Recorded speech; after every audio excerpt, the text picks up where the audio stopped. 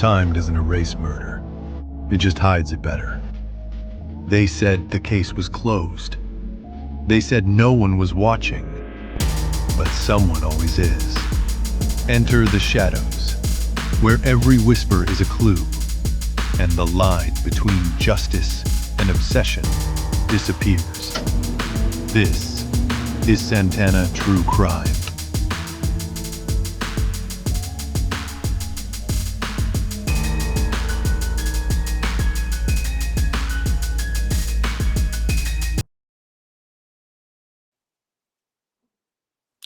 Welcome to Santana True Crime. Tonight, I've got a special guest with me. I've got Kait. Kait is a former prison inmate, believe it or not. I know when you look at her, you're not going to believe that. And she's turned her life around and is now a successful social media influencer.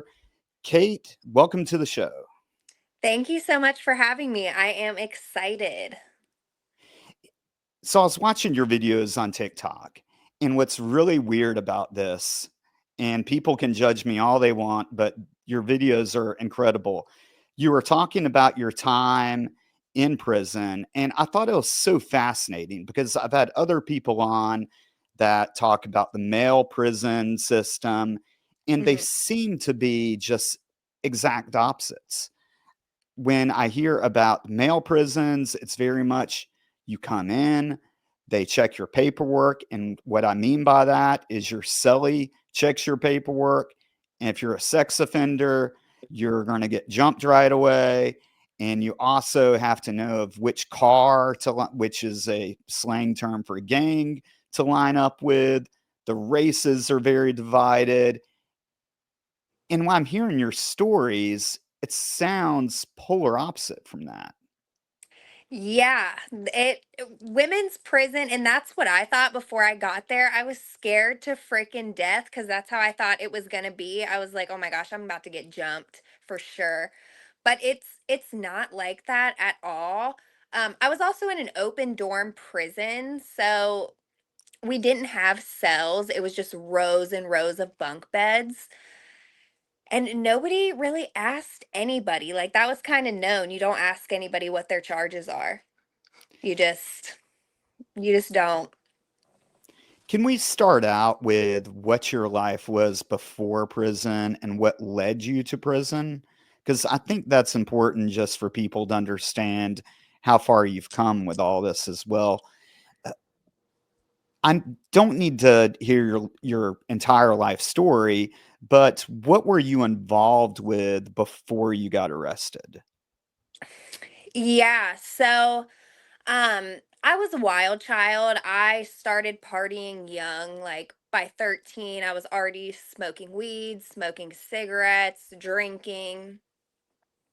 So I was already down the wrong path, which kind of led me to be kicked out by both of my parents when I was 16. So I was kind of like a homeless teenager, I guess, living on my friends' couches, no rules, nothing. And I got involved with this guy, and I knew. Like, I always maintain, I knew exactly what was going on. I knew what I was getting myself into as far as like the drug dealing. I knew what he was involved with. I just didn't care. And so I got involved with him, and we were dating for a while. He was very, very abusive. We had the cops called on our apartment. I mean, probably at least 10 times just from our neighbors calling the police for us fighting. But I guess that probably got them to start looking into our apartment a little bit more and what was going on there. Which, mind you, we got this apartment like right after I turned 18. And this was like 5 months in, 6 months in. We didn't even make it through an entire lease of this apartment. So I think that they started watching us, and someone came in and wore a wire on us twice, made a buy, and they ended up raiding us. They actually waited till we left our house and they pulled us over. And as soon as they pulled us over, they already had our warrants for our phones, for our car, and for the apartment because they knew he had a sawed off shotgun in there, so they didn't want to raid our apartment with us in it, I guess. So they literally waited for us to pull out of our apartment complex and then pulled us over in undercover vehicles. How much weight was he moving? And were you directly involved, or were you just I the wasn't girlfriend? directly involved. I was definitely the knowing girlfriend. I never handled any of the money, the dealings. I never talked with the people buying or the people who were giving it to him.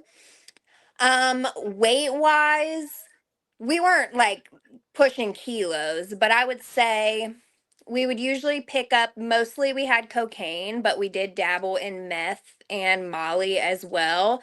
But he would usually pick up about 5 ounces at a time. When we got caught, I actually, when we got pulled over, I had some on me, some cocaine. So that is where my possession charge comes from. He kind of handed it to me, but I had less than a gram. But in our apartment, they found an ounce of Molly. They found a couple grams of meth and a couple grams of cocaine. And then obviously scales, bags. They had us on wiretap, the works. Right. And so I'm assuming that your boyfriend or you also got charged with PWISD and then maintaining a dwelling or whatever you're in Ohio, I believe, right? So Yeah. these are all So, state laws. So some of right. the times the charging language is different, but I'm sure that you got hit with a host of drug offenses. Yeah, so I got an aggravated possession for what I had on me, and then I got charged with 2 counts of permitting drug abuse, which is basically an accomplice to dealing. Their felonies. And I got hit with two of those. He got charged with the sawed off 12 gauge, 2 counts of trafficking, and I believe he may have gotten a possession charge.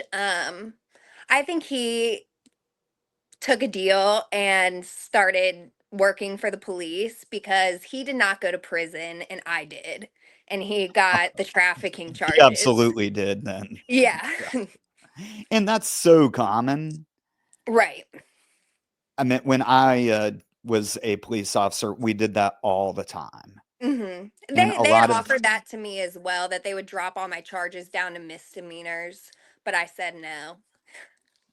that's so funny. I did not know this. So he goes and works for the police, and then you go take it on the chin and go to prison.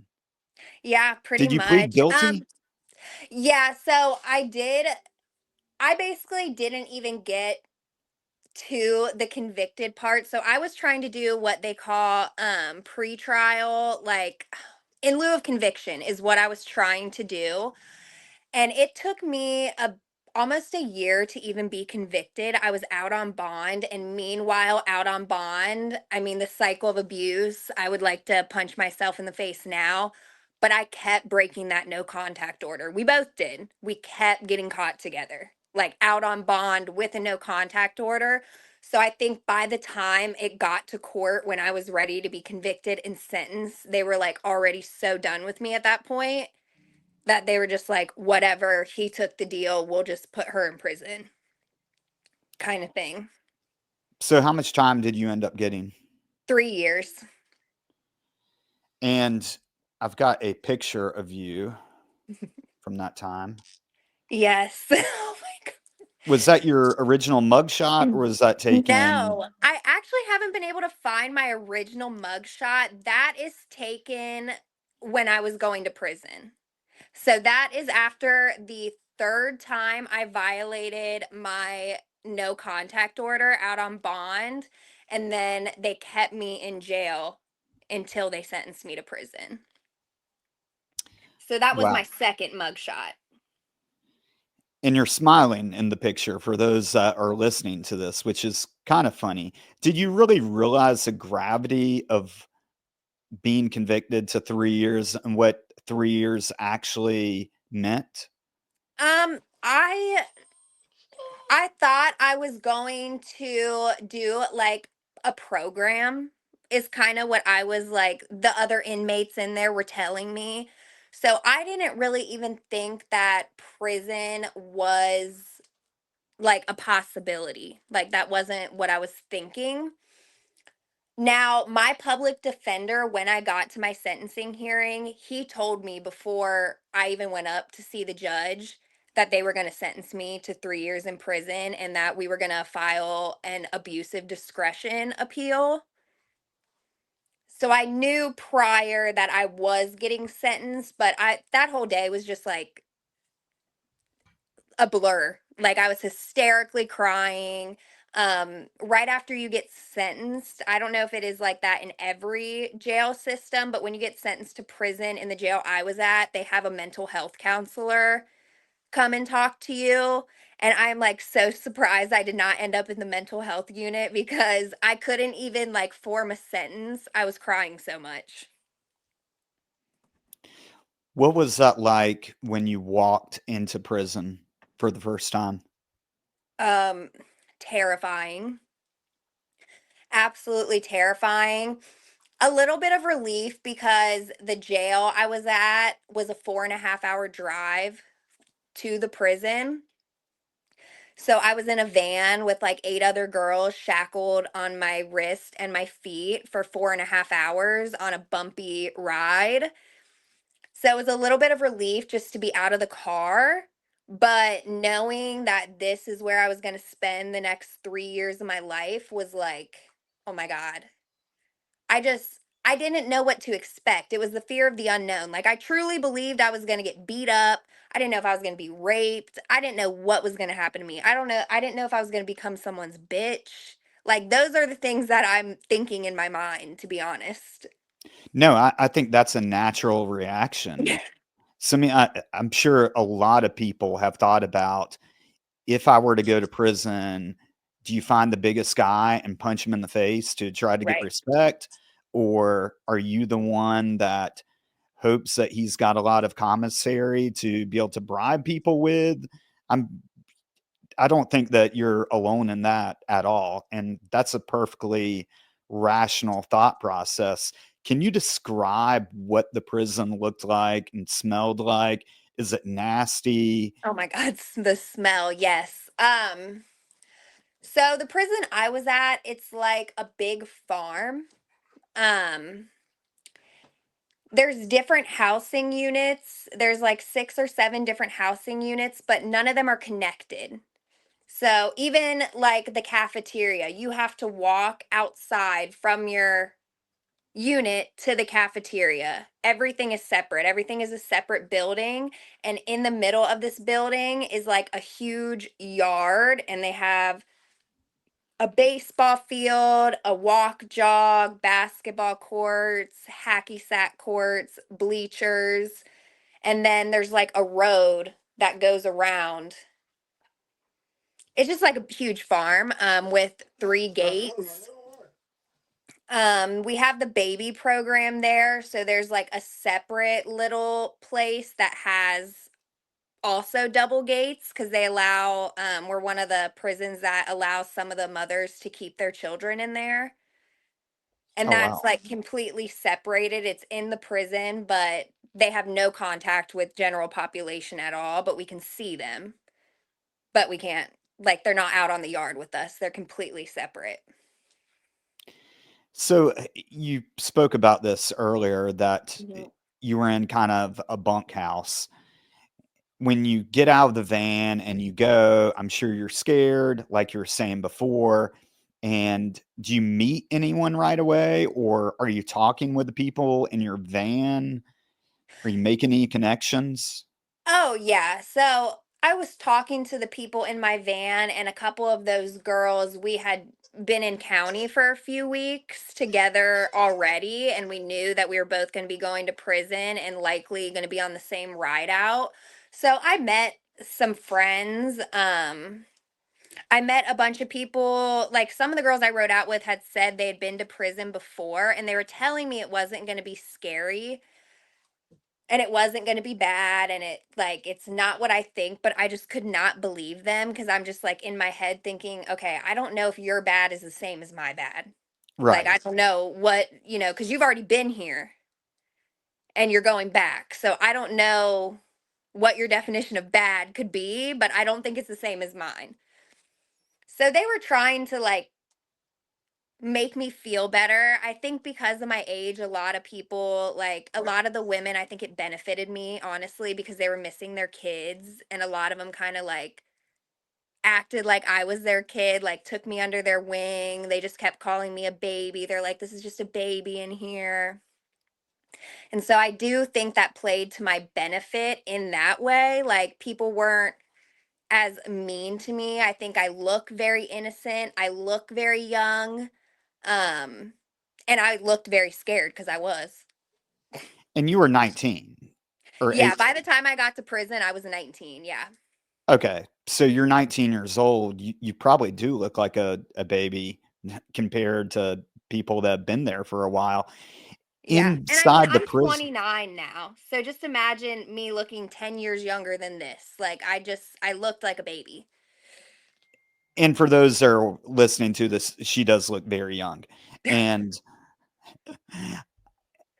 so when you're talking with these people, are you finding out what people's charges are, or is there anyone that you've got to kind of look out for? What's the vibe?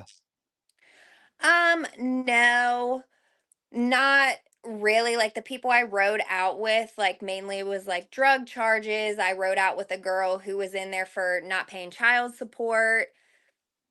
I didn't ride out with anybody with crazy cases.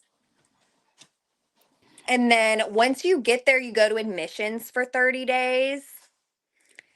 And you really just you don't know unless people ask. Like unless people are talking about it, you don't know what their charges are. You're not just gonna if they're in there on a child case when you go in admissions, they're not just gonna be like, yeah, I'm in here on a child case. You know what I mean? And we don't Right. make there is no form of making them show your papers. So no, typically you don't know what they're in there for unless you have a family member on the outside look them up, or if they have like a very viral case that has been all over the news. Like I'm sure people knew that Mackenzie Sharilla was going to prison. Um, like super high profile cases, they probably do know what they're in there for, but most people when they pop out of admissions, they look like every other inmate. You wouldn't know that they're doing life, you know? Right. So is the prison divided up like the men's, where it's the white people have to be together, the black people have to be together, the Mexicans or Hispanics have to be together, and you align yourself with your race? No. I would say it was a lot more divided by age. Like the younger crowd hung out with the younger crowd, the older ladies hung out with the older ladies. I did not notice anything divided by race, and I also didn't really notice any gang activity. But this is also Ohio.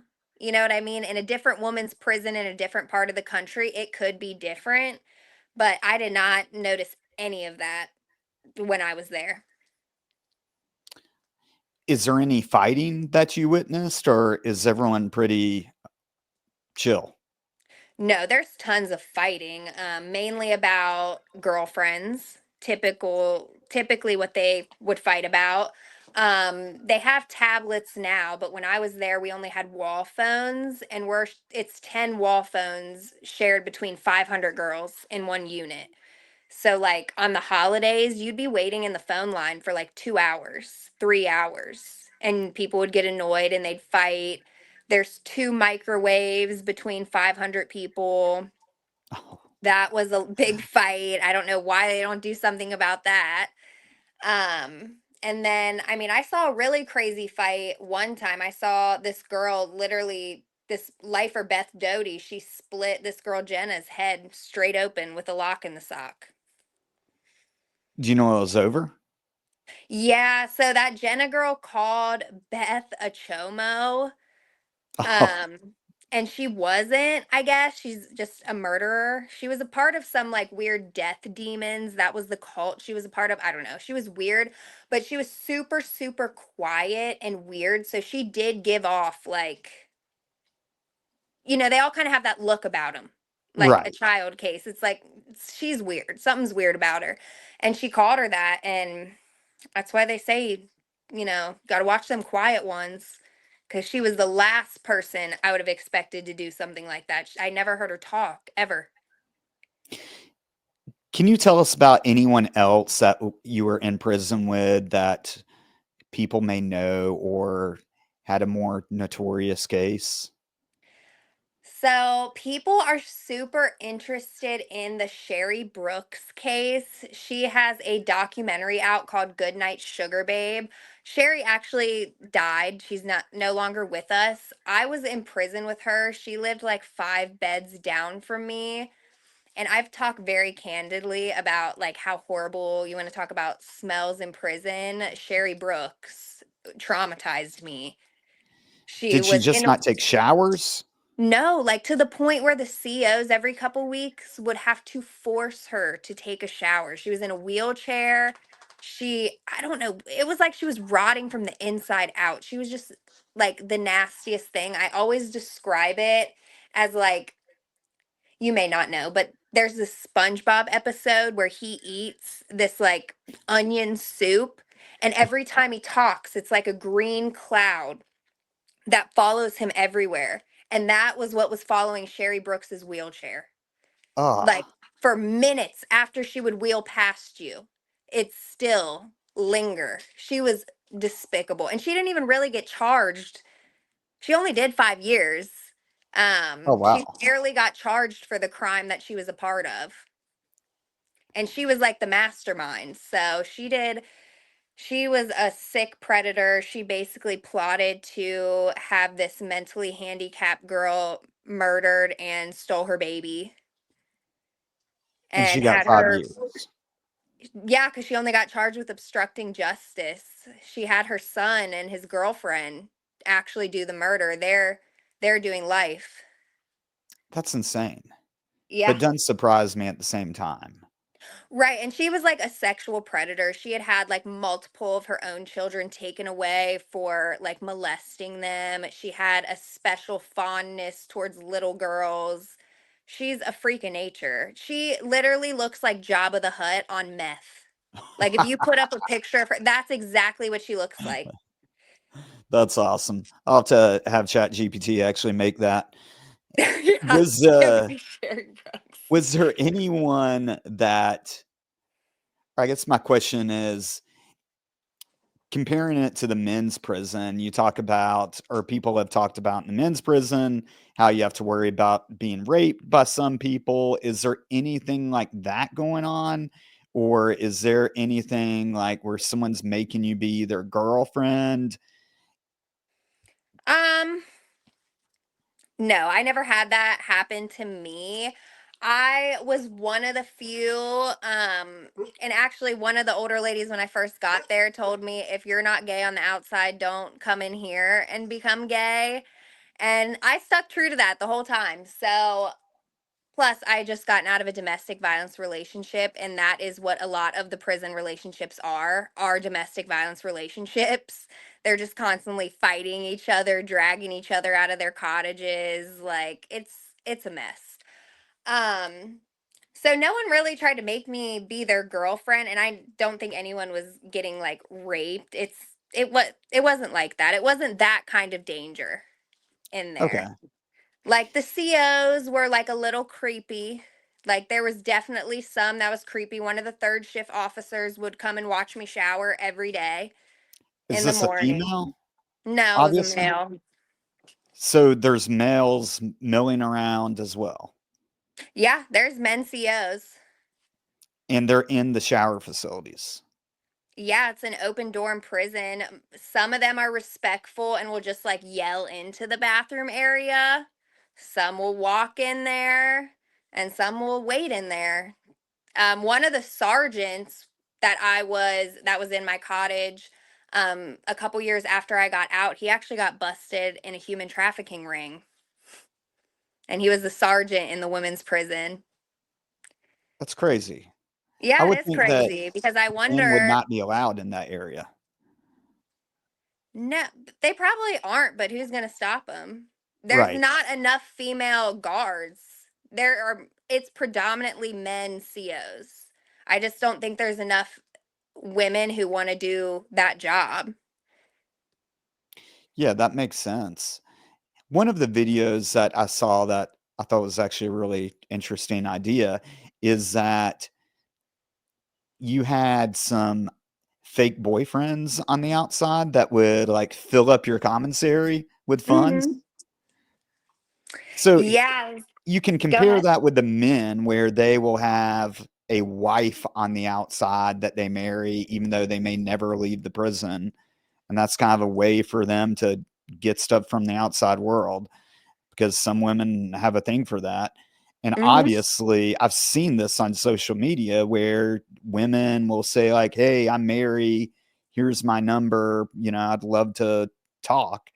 Honestly, I was not keeping it that bland because before I got out, I was having them send stuff to my friend's house for me, like new clothes, a brand new phone, shoes, like all the hygiene stuff I needed. I don't know, that just wasn't a thought to me. Um, Most of them did not live in Ohio, to be honest. I had one in Colorado, I had one in Arizona, I had a few in Ohio, but they came and went. Like it was multiple men of like multiple different men over multiple different times. Like some would stay for like 2 months and then they'd be like, all you want is money. And then they'd block you. You know what I And you're mean? like, They do yes, that that's all the right. time. That's all I do want is your money. Right. Well, yeah, Uh, it's like I'm in prison. What else would I want? right. I mean, what's the expectation from them? Are they thinking that they're actually in a relationship? Are they like trying to have phone sex with you? Yeah, so it's different for all of them. There were a few that like thought I was going to get out of prison and like we were going to be together. Like this was it. We were in love. Some of them were just perverts and just wanted you to dirty talk them on the phone for 15 minutes a day. And then that was it. They didn't expect anything other than that. Some you had to like work a little bit more and they like fell in love with you. But at the end of the day, I mean, they searched for the women in prison. Like that is not normal behavior. Right. So it's like obviously something. I don't really feel bad for them because I was a 19-year-old girl in prison. These are like 50 and 60-year-old men. Like, what are y'all doing? Y'all are the ones that need to be in prison. Yeah, and our audio got cut out a while ago, but you sound good now. So for those that missed it, there are websites on the outside that are geared towards women in prison. And what she was saying is that she would have a friend set up the account with her prison email, and then they would email her and she could filter through those and be able to pick and choose who she responded back to. I thought it was funny too how you said in one of your videos how when you were leaving, you like passed the guys on to a friend of yours. Yeah, some of them. I passed a few of them on. Yeah, and I passed a few of them on that would like. There's this one guy, Joe, who annoyed me. Like, and I still had probably a year and a half left of my sentence. He just liked to argue.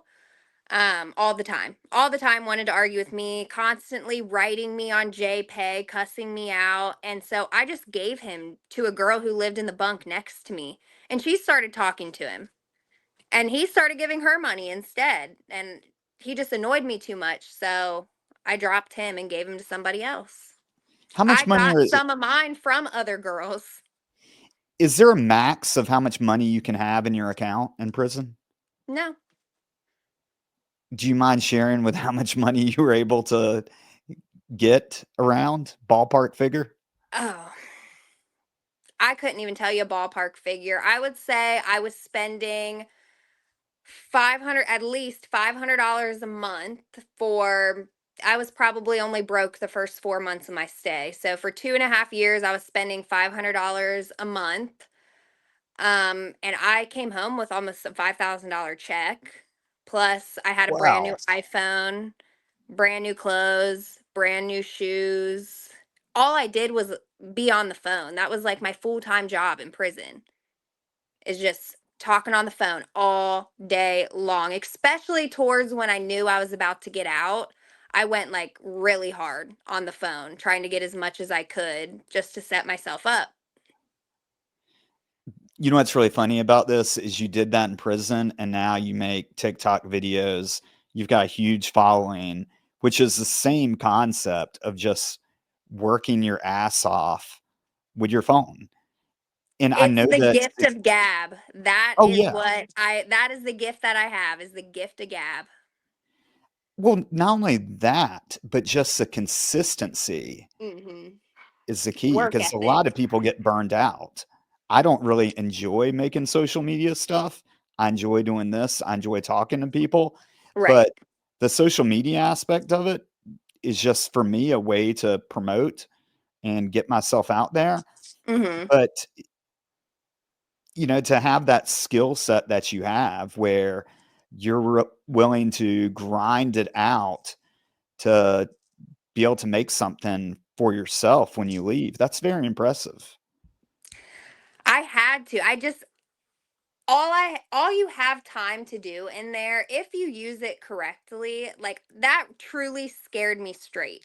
Like it really truly did. So the entire time was in there, all I thought about is how I was going to change my life when I got out, what I was going to do, because I didn't, I never got a visit by any of my family members the entire time I was there. I had no idea what I was coming home to.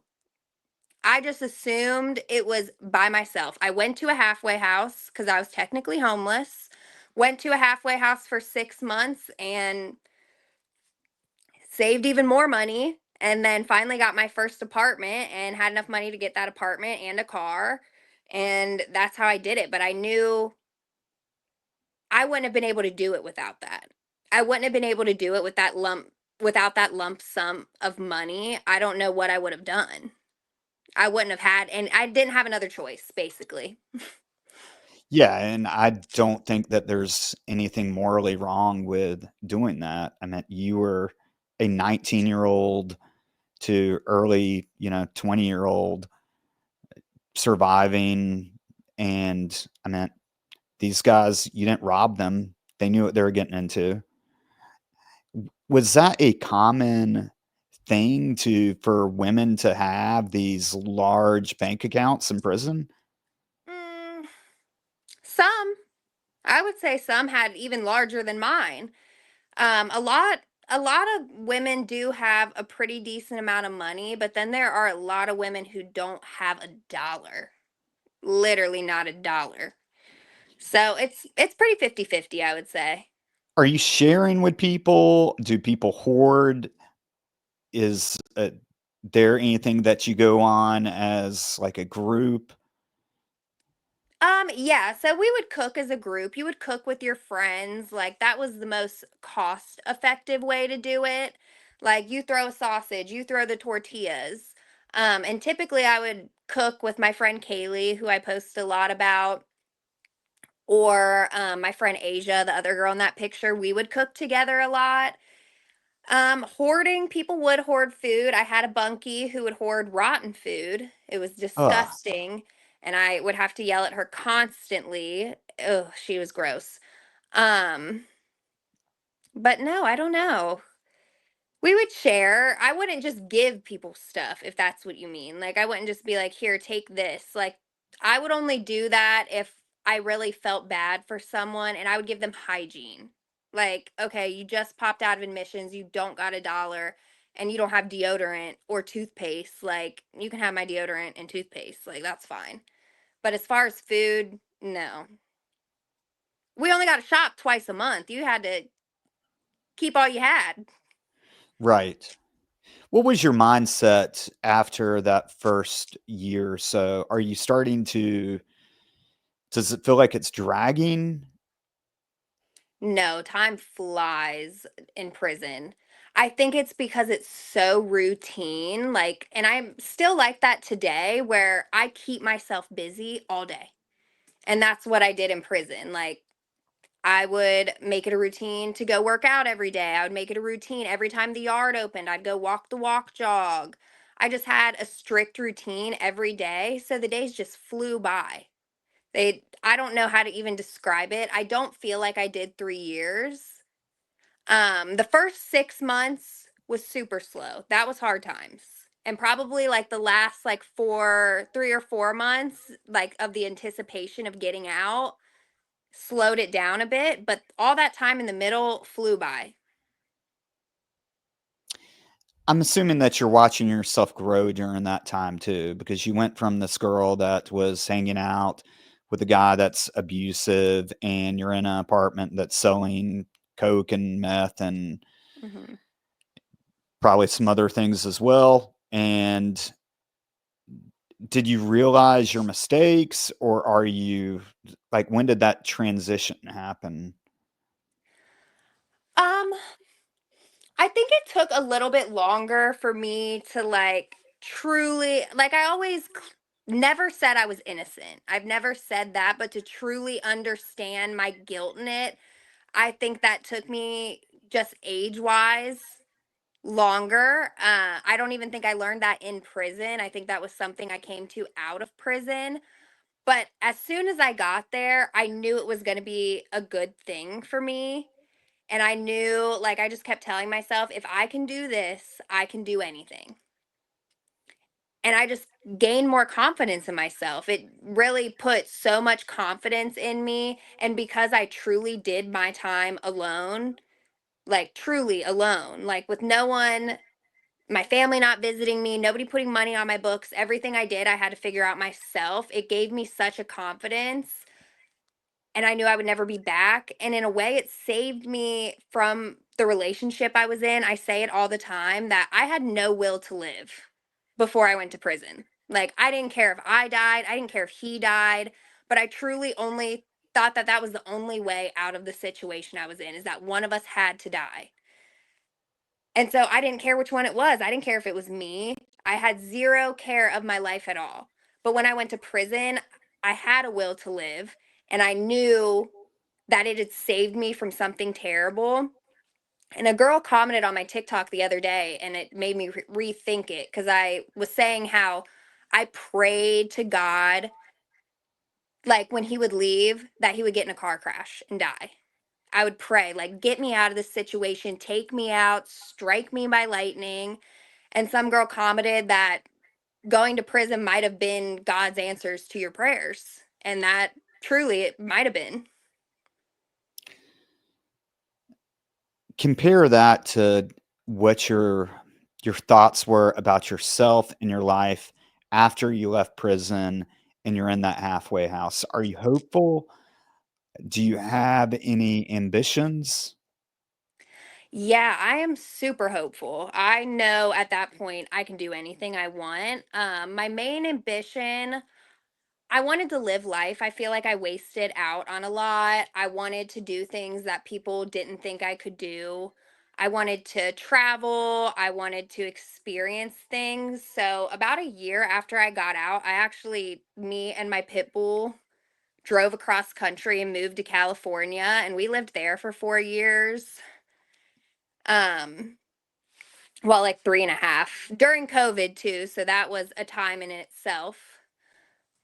But I just had those experiences. I just really wanted to like be happy. That was like my main goal, to be happy. I already knew that I would be okay with whatever life throws at me at this point. Like nothing can be worse than that. Did So your I already knew family I'd be okay. did your family come back into your life, or what's your relationship with them?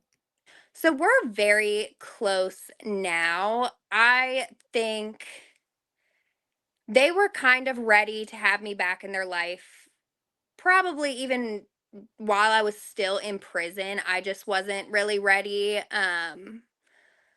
I was resentful, I think, for the not visiting thing, probably me being homeless, just a lot of stuff that went on. I think I was very resentful and blaming them for a lot. I'm the oldest of 9 children, though. I have 8 younger siblings, much younger siblings. My oldest one, other than me, is only 21. there would be no relationship with them without having one with my parents. My youngest sister is 4 years old. So I just kind of had to, put my pride aside, and slowly I think they just proved things to me and I proved things to them, and we just naturally came back, and now we're super close. I hang out with my family more than I hang out with anybody in the world. I'm constantly over there. So we're very close now. When did the idea of starting to talk about this on TikTok, when did that occur?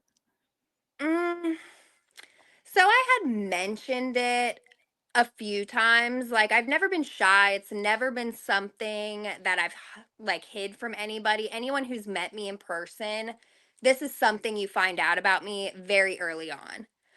I think I saw another girl like saying this crazy story about this girl she was in jail with, and it made me think about Debbie Beal and Sherry Brooks, which Debbie Beal was my bunkie for 3 weeks.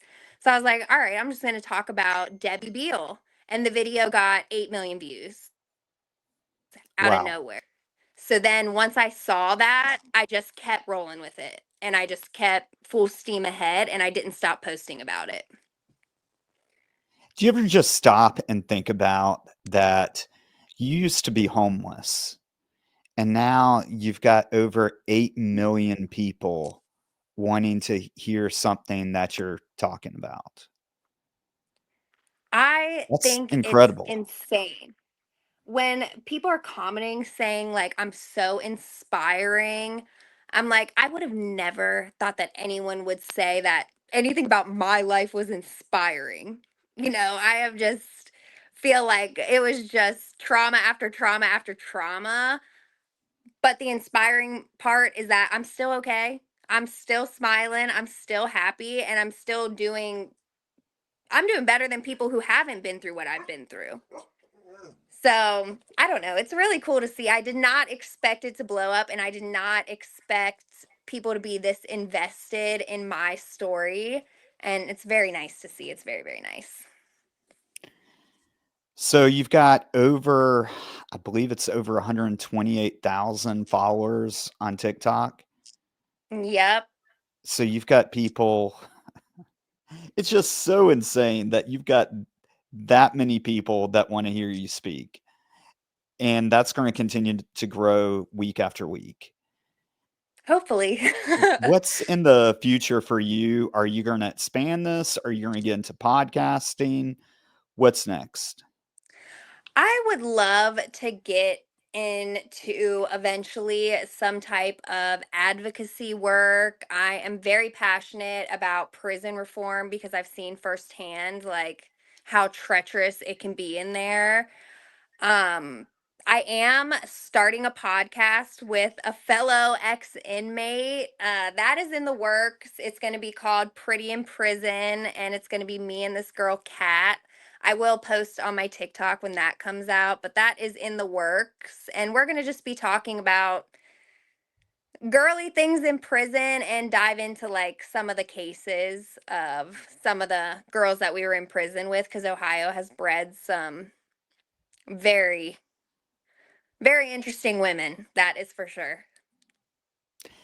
I'm sure it will be incredible. What do you think should be changed about prison? If what would be some reasonable things that you believe would be good for prison reform?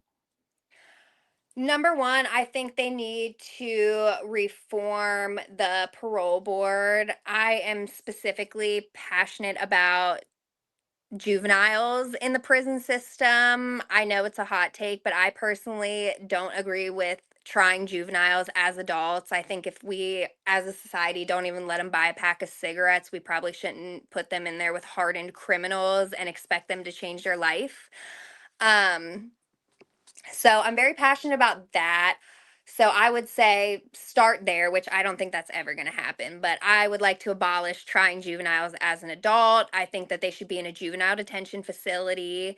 And if they age out of that, then we should have another facility for them. But either way, I think that there should be more documentation on the good things you do in prison. For example, myself and my friend Kaylee is also dealing with this. I was drug tested probably like 20 times in prison because they knew I was going to pass, but they never documented it one time. They only document the failed drug tests in prison.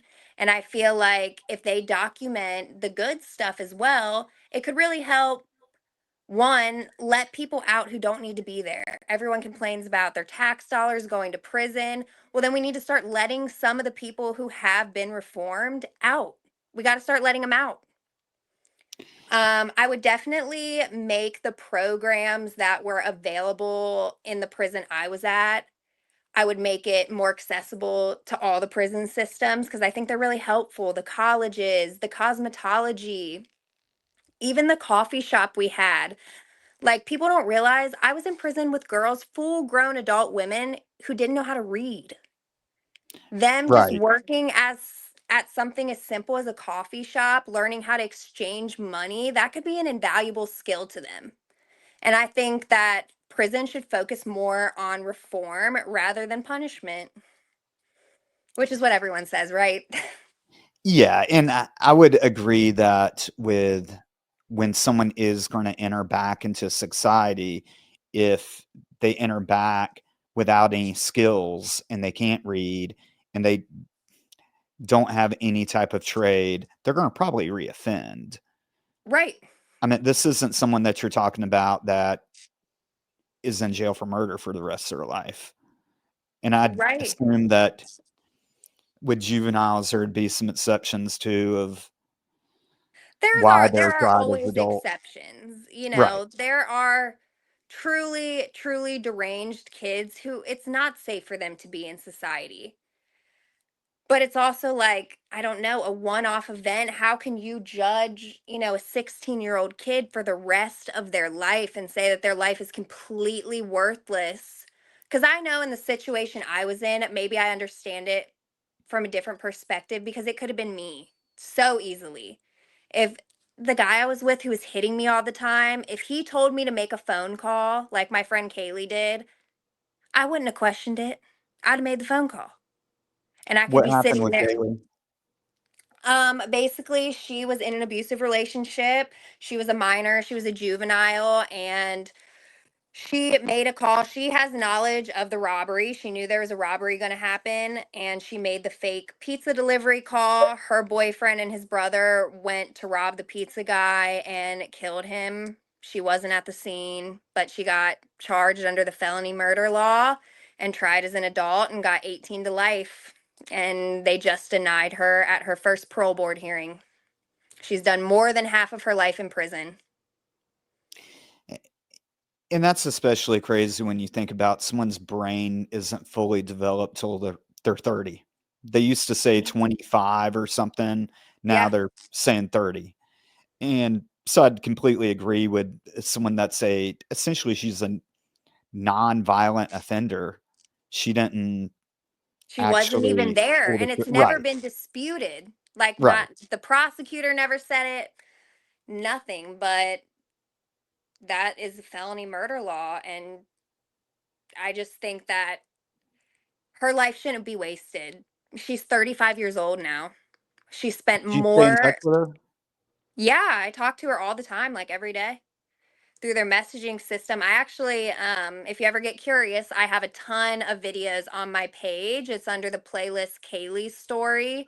And she actually sends me videos from prison and I edit them together and post them onto my TikTok. That's Different, very like, cool. commissary. Yeah. I'll have to check that out. Yeah. So you've got this podcast coming out. Is there a launch date for it? No, we just got our logo made. I just paid someone to do our logo. Very So cool. it's still very early stages, but it is coming. Well, how can people support you and follow you? Because you definitely have some interesting stories. I appreciate that. Yeah, I am pretty much just on TikTok. It's Kate's Diary. To be honest, my family has said if you type prison girl into the search bar, I will pop up. So that's another way to find me. But that's all I really use is TikTok. All right. Well, thank you so much for coming on the show. If you want to support me, you can like and subscribe to Santana True Crime. You can also follow me on Instagram, TikTok, and other forms of social media at Santana True Crime. And you can also buy my book, A Murder on Campus, A Professor, the Cop, and North Carolina's Most Notorious Cold Case. I wrote that with my brother, Brian Santana. Thank you very much for coming on the show, and good night.